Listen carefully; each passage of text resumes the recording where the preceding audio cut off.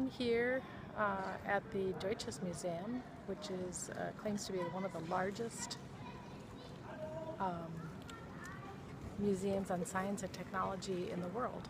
We're going to explore this museum today, my husband and I.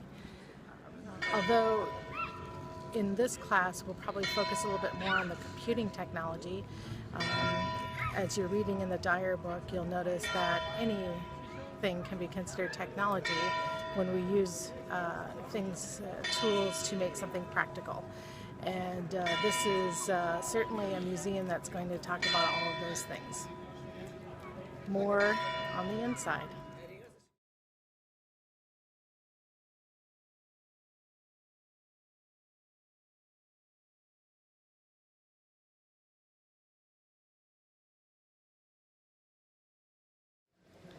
Hi, I'm standing here in a room filled with what we'd consider maybe old technology. Behind me are some steam engines, and kind of in front of me and around to the side are things like water wheels and windmills. When we think about the theology of technology, one of the ideas that I want you to understand is that technology is not neutral. What that means is that when a piece of technology is introduced to a culture or society, that society is forever changed. If you think about even just these windmills and these water mills, when that came about, people were able to suddenly grind flour much more easily. They ended up with more free time and were able to do things quicker and faster. People wouldn't starve as easily. All of those things came into play because of the windmill and the water wheels. So part of what I want you to understand from the theology of technology is that when technology is introduced, if we're looking at things from a Christian worldview, we have to recognize that it's going to change society in some way. It can't be neutral. It will change things. Another thing about the theology of technology that I want you to understand is that we were made in the image of God. And because we've been made in the image of God, we were made to be creative. Dyer talks about the 4 facets of being human and being made in the image of God, and one of those is the ability to be creative. The Bible says, Genesis 1:1, in the beginning God created. And so that characteristic comes down to us because we've been made in His image, and we're reflecting that whenever we are creative, making technology or art or all of the kinds of things that we do as humans. We are reflecting the image of God when we do those things, when we're being creative.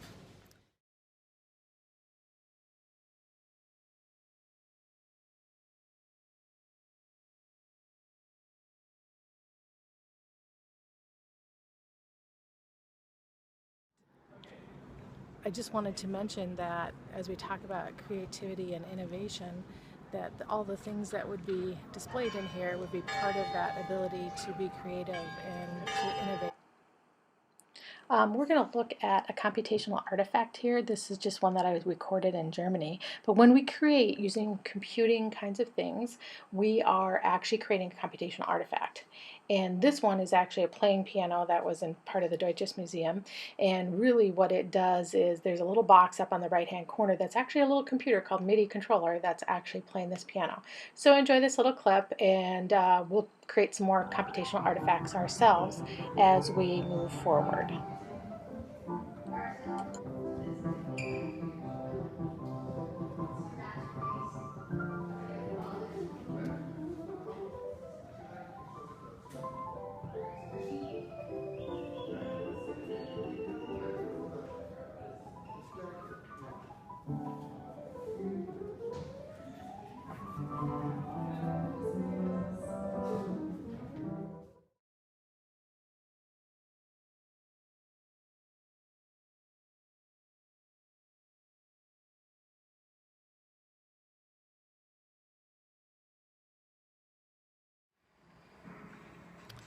I'm standing here in front of a bunch of robots, mechanical arms or mechanical robots that are able to create different kinds of things.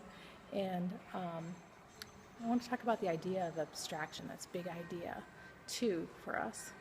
And big idea 2 means that we're able to kind of think of things that are simple, yet we can pull them out and do something with them.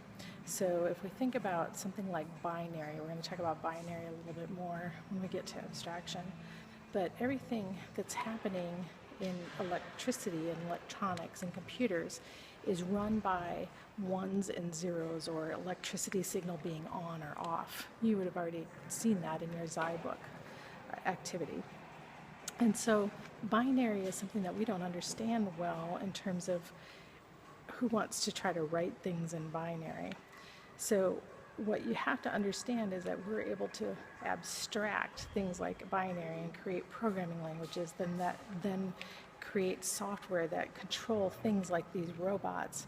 And those layers of abstraction going from the very lowest level of binary up to something like a programming language, up to a software application that can be run against equipment like this, that is abstraction. And the reason that we're able to do abstraction is, again, because we've been created in the image of God. Another facet that Dyer talks about in From the Garden to the City is that we have the ability to reason and to think, and that ability plays a huge part in this big idea of abstraction. Next, we're going to talk about the big idea 3, data and information, just a quick introduction. During this section of our class, we'll talk about the different types of data, and we're going to talk about the differences between data and information. As an example, we're going to look at data here really quickly. So look at this chart here. What meaning does this have? Can you take a guess as to what it's telling you, what that data is for? No, probably not. It's just some random numbers and it doesn't have any meaning.